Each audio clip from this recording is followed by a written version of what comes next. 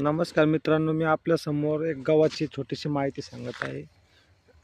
तरी आपण ती सर्व निमूटपणे सर्वांनी पाहावी. थोडा वेळात वेळ देऊन अगदी तुमच्यासाठी आहे. माऊली, मी यंदा काही कोणाच्या कामाला नाही. पहिलं विशेष म्हणजे मी फक्त शेतात राखण करत असतो. एवढं तेवढं गजान महाराज सेवेला पण जातोय आणि आलं तर अधूनमधून कोणाच्या कामाला जातोय. कारण की मला महिन्यानं घासायची सवय नाही कुणाची. कारण की महिन्यानं लोक लय घासून घेतात बघा. 100चं काम हजारात करून 1000 रुपयासारखं करून घेतात. बघा तुम्ही, लोकांची किती बी गुलामगिरी केली ना, काही खरं नाही.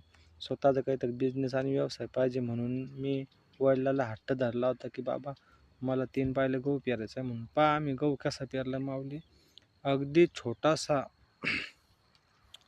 3 पायल्या गहू असा तुकडा आम्ही इथं पेरलाय.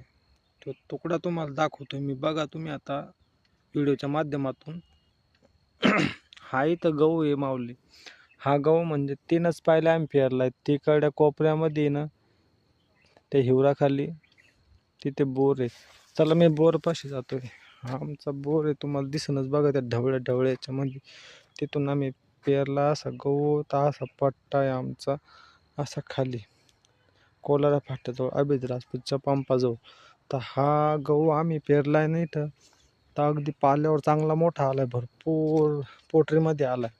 1.25 महिन्याचा होईन आता. 8 तारखेला जानेवारीच्या तो होतोय 2 महिन्याचा. त्याच्यानंतर मग 10-12 दिवसांनी त्याला ओंब्याच येतील बघा. ओंब्या येतील तर पण ह्या बोरला पाणी कमी आहे, तरी पण आम्ही रेन पाईपानं भिजवतोय तर ते 15-15 मिनटं रेन पाईप चालतं, कधी 12 मिनटं चालतोय.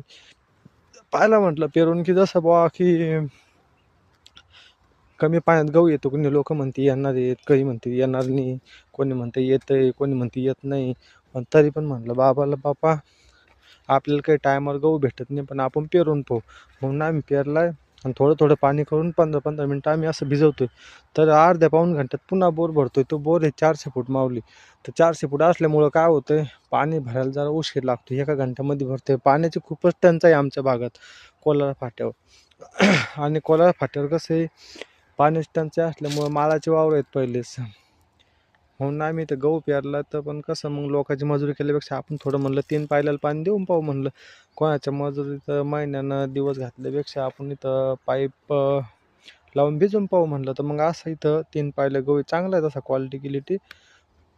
आम्ही इथं कुठलंही औषधाला मारलं नाही, ना तणनाशक ना कीटकनाशक. फक्त थोडं 32-0-16-16 असं काहीतरी वडिलांनी खत दिलं होतं. काही एवढं मला नक्की